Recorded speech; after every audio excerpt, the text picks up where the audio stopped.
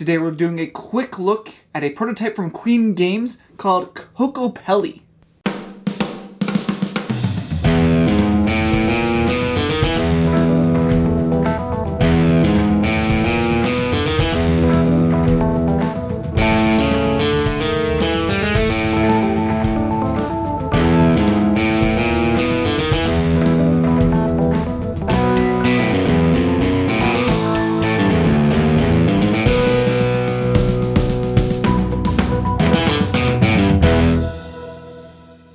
Thank you for joining me today at Tantrum Mouse Studio D. I'm Kevin Delp.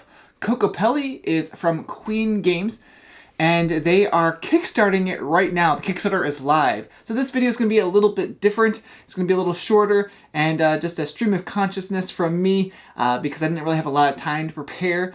But I wanted to get this out to you so you could see a little bit more about what Kokopelli is about, and you can check out the campaign on Kickstarter. So let's dive into the prototype. At the beginning of the game, every player gets their own village, and then you can randomly choose or pick out 12 of the selection tiles that you'll be playing for the game. On each of these tiles, you're going to be placing a 3-point token and then a 4-point token on top.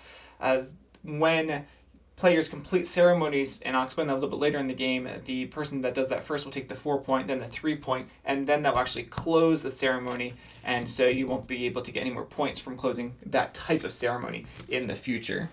A player's deck consists of cards that match these tiles, and you're going to have 3 matching cards for each tile, so 12 times 3 plus every deck comes with these spirit cards, which are basically wild cards, and there's 6 more added. So you have a very large deck that you're starting with. Here's a super quick overview of Kokopelli. It's a game for 2 to 4 players. It takes about 60 minutes to play. It's like a tableau building type game where you're playing cards into your own village, and a little bit on the players to your left and right as well, called the player area. So the game, basically on your turn, you can take 2 actions, which is basically hopefully playing cards into your tableau or picking up cards if you aren't able to. Let's look a little bit more into what the game's all about. This deck gets placed on your own village. You're going to have a hand of cards, but basically on your turn, you're going to be able to play a card, 2 actions. Playing a card in your village is opening a ceremony, and then you're going to try and continue this ceremony, so basically adding on to it, which is called extending a ceremony. And once there's 4 cards there, it closes the ceremony, and that is basically the way that you're going to then get points in the game. But the interesting thing in the game is that every card has basically a special power. This one has a special power about playing those spirits. And then you have these types of cards. It really depends on what you have in the deck. But this one says you can start a second ceremony. So instead of 4 ceremonies in your tableau, you're going to be able to have a 5th ceremony, which is able to get you have more ceremonies out, which is able to get more cards out of your hand.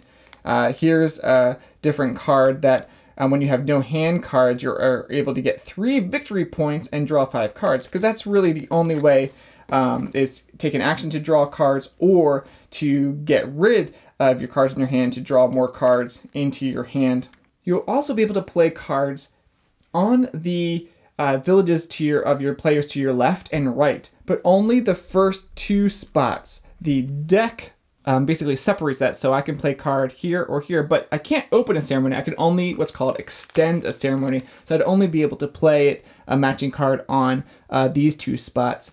I'd have to wait for that other person to open a ceremony in order to continue to play cards on that spot. But of course, there are cards that let you break that rule, like this one. You can start ceremonies or open ceremonies by your neighbors if they have open spots. Or there's this kind of ceremony that you can play cards on all 4 ceremonies of your neighbors. So instead of only having basically 8 spots available to play cards, now you have 12 spots, which is really powerful. There's other cards. All these just do different and awesome things. This is going to get you a way to get more victory points, ways to get more cards, all trying to gain victory points. The game's over when either you are out of cards in your deck or there's a certain number of tiles that basically don't have any victory points on them, depending on player count, it says it in the rules. I've enjoyed my plays of this game so far, and I like the different powers of the cards and how it really changes up the gameplay with how at the beginning of the game you're choosing 12 of the basically 25 different kinds you can choose from. What makes this game really interesting is everyone is basically starting with the same kinds of cards in their deck. Of course, they're shuffled, so they're not all arranged the same way.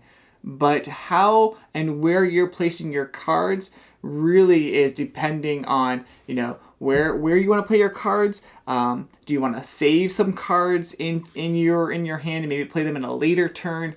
I found getting rid of my cards is very helpful because there is a game rule that says if you can get basically all the cards out of your hand, then you can draw 3 cards basically for free and get a point out of it. So synergizing or basically being efficient with how you're doing your hands and how you're playing your cards is really helpful in the game.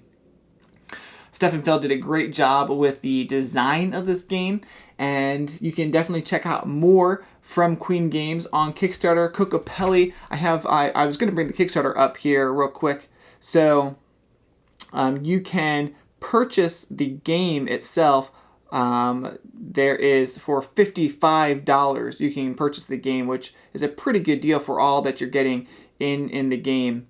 And like I said, there's just a lot of different basically the ceremonies that you can get in the game. I was interested in this. Queen Games, as part of the Kickstarter, has a game trays insert. So that is really important because I do feel that is probably just one downside of the game is when you're setting up the game, choosing what you want to be in the game.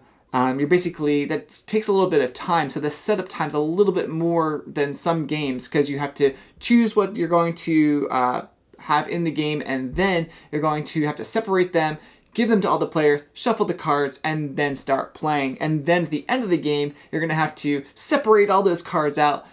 But this game trace insert looks pretty cool because that will have everything separate. So that is pretty cool. I'm excited about that.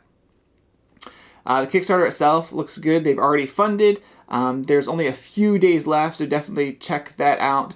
And yeah, there's some add-ons. So you can have like sleeves and things. And it looks like the Kickstarter actually has another reward level that you can actually add on the Merlin Big Box. So check out this campaign for Kokopelli from Queen Games, designed by Stefan Feld. And as always, thanks for watching. Sorry this is a little bit different than some of my normal videos, but I hope you got a little taste of what this is about, and you can check out more on their Kickstarter.